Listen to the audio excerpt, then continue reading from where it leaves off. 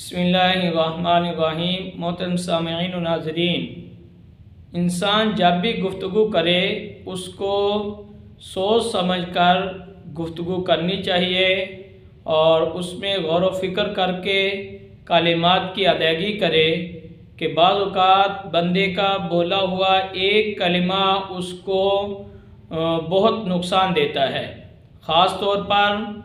وہ کلمات جو بندہ اسلام مذہب کے بارے میں، اللہ اور اس کے رسول کے بارے میں بولے، اس کے اندر احتیاط کی ضرورت ہے۔ اور حدیث پاک میں بھی آتا ہے کہ ایک شخص کوئی کلمہ کہتا ہے اور اس میں وہ پرواہ نہیں کرتا، لیکن کیا ہوتا ہے کہ اس کلمہ کی وجہ سے وہ جہنم کی گہرائیوں کے اندر چلا جاتا ہے۔ تو انسان کو بڑے محتاط انداز میں اسلام اور مذہب کے بارے میں گفتگو کرنی چاہیے۔ انجینئر محمد علی مرزا اس نے متعدد مقامات پر نبی کریم صلی اللہ علیہ وسلم سے متعلق گفتگو غیر محتاط انداز میں کی ہے۔ مثال کے طور پر نبی کریم صلی اللہ علیہ وسلم آپ کے لیے چھوکرے کا لفظ استعمال کیا۔ 10 یہودی بھی ایسے نہیں تھے جو آپ پہ ایمان لائے ہوں آپ کی مبارک زندگی کے اندر۔ کیوں؟ ان کے بڑے بڑے جو پادری بیٹھے ہوئے تھے وہ کہتے تھے یہ کل کے چھوکرا آ کے نمائے گا۔ پھر جب اس سے پوچھا گیا تو یہ بتانے لگا کہ یہ میں نے نقل کفر کے طور پر بولا تھا، دراصل کفار سے نقل کر کے میں بول رہا تھا۔ میں نے کہا تھا کہ کافر یہ کہتے تھے کہ کل کا چھوکرا آ کے ہمیں سمجھائے گا، تو یہ بتائیں یہ میں نے کہا یہ کافروں کی سٹیٹمنٹ نوٹ کی، کافروں کی، لہذا یہ کفر تو نہ رہا کیونکہ نقل کفر نہ باشر۔ تو یہ کفر بھی اس نے اس میں مان لیا اور کفار کی طرف منسوب کر دیا۔ اب جو بھی ناقل ہے کسی سے نقل کر رہا ہے تو وہ نقل پیش کرے گا، بتائے گا کہ کفار نے کہاں یہ جملہ استعمال کیا ہے۔ تو وہ لوگ جو نبی کریم صلی اللہ علیہ وسلم آپ کو مانتے نہیں تھے، یہ جملہ یہ لفظ چھوکرے کا انہوں نے نہیں بولا کہیں، تو اس نے بول دیا اور منسوب ان کی طرف کر دیا۔ اور جب کوئی شخص کسی سے منسوب کرتا ہے تو وہ اس نے نہیں بولا ہوتا تو قائل کی طرف تو لوٹ کر آئی جاتا ہے کہ قائل نے کہا ہے، اور اگر جس سے یہ نقل کر رہا تھا اس سے یہ ثابت نہیں ہے تو پھر یہ قائل کی اپنے طرف سے ہوگا اور خود سے اس نے یہ جملہ کہا ہوگا۔ تو اب آج تک یہ اس جملے کا جو نقل ہے وہ ثابت نہیں کر سکا کہ کفار نے کہیں یہ کلمہ کہا ہو اور یہ جس کے اندر چھوکرے کا لفظ آیا ہے یہ پورا جملہ انہوں نے اسی طرح بولا ہو، ایسا کہیں سے بھی یہ ثابت نہیں کر سکا۔ اور اس کے بعد دوسری بات یہ ہے کہ اس نے نبی کریم صلی اللہ علیہ وسلم آپ کی نماز کے لیے فالتو کا لفظ بولا۔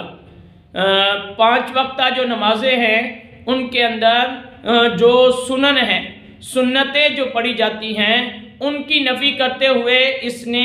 یہ کہا کہ یہ فالتو نماز ہے، اور نبی کریم صلی اللہ علیہ وسلم کی نماز کا نام لے کر اور یہ کہنے لگا کہ سرکار یہ بڑے شوق سے پڑھا کرتے تھے تو یہ ہے فالتو معاذ اللہ۔ تو اس طرح اس نے بار بار اس کے ویڈیو کے اندر فالتو کا لفظ بولا اور ساتھ یہ کہا کہ یہ جو ہے فقہا نے اصطلاح بنائی ہے کہ اس کو سنت کہتے ہیں، حدیث کے اندر سنت کے لفظ نہیں ہیں۔ جس کا نام ہی ہے فالتو اس کو یہ کہہ رہے ہیں اس کے بغیر نماز ہی نہیں ہوتی۔ یہ کہتے ہیں نہیں ہم سنتے کہہ رہے ہیں، جس سنت کا لفظ کسی حدیث میں موجود نہیں ہے۔ حدیث میں 2 ہی الفاظ ہے، فرض اور نفل۔ سنت فقہا کی ٹرم ہے کہ وہ نوافل جو نبی علیہ السلام نے ہمیشہ پڑھے ہم کہتے ہیں یہ سنت مؤکدہ ہیں۔ یہ وہ فالتو ہے جو حضور شوق سے کیا کرتے تھے، فالتو نٹ فرض۔ یہ وہ فالتو ہے جو حضور نے کبھی کیا کبھی نہیں کیا، غیر مؤکدہ۔ حالانکہ ایسی بات نہیں ہے، بلکہ حدیث کے اندر جو ہے وہ سنت کے لفظ موجود ہیں، اور ساتھ اس نے تہمت لگائی کہ یہ کہتے ہیں کہ اس کے بغیر نماز نہیں ہوتی، جبکہ یہ ایک نفل ہے۔ حالانکہ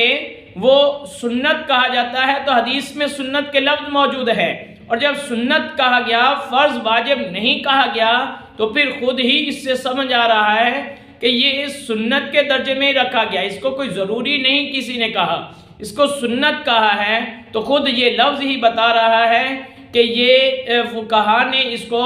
ضروری فرض واجب کے درجے میں نہیں رکھا، یہ بہتان ہے۔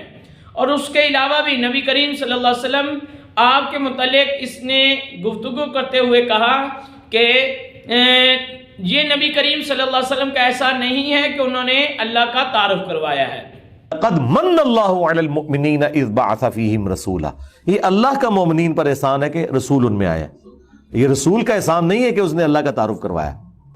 یہ رسول کا احسان نہیں ہے کہ اس نے اللہ کا تعارف کروایا۔ لا حول ولا قوت الا باللہ، کتنا بڑا جو ہے یہ جملہ ہے کہ رسول اللہ صلی اللہ علیہ وسلم کے اس احسان کو بھی بندہ بھلا دے، احسان فراموشی کر دے کہ رسول اللہ صلی اللہ علیہ وسلم کا کوئی احسان نہیں کہ انہوں نے اللہ کا تعارف کروایا ہے، تو یہ بالکل بندے کی بدبختی ہوگی جو کلمہ پڑھنے کے باوجود رسول اللہ صلی اللہ علیہ وسلم کے اس احسان کو احسان نہیں سمجھتا۔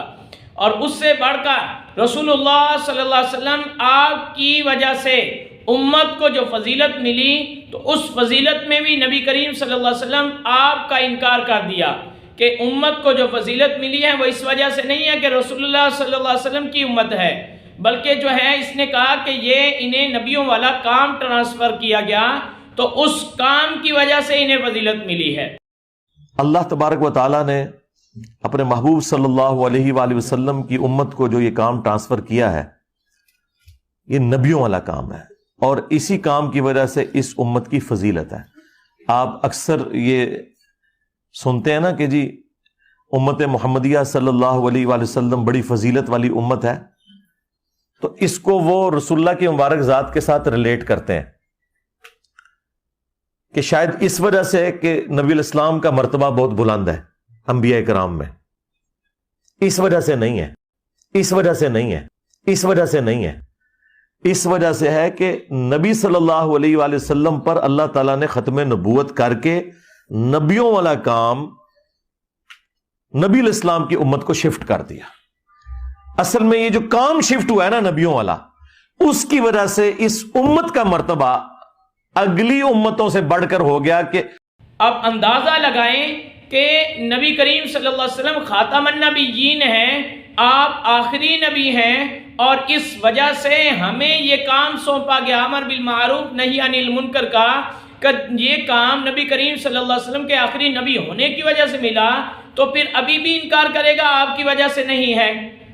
بڑی عجیب بات ہے، حالانکہ امت محمدیہ کو جتنے فضائل ملے ہیں وہ سارے کے سارے نبی کریم صلی اللہ علیہ وسلم کے طفیل ہیں۔ اب دیکھیں کہ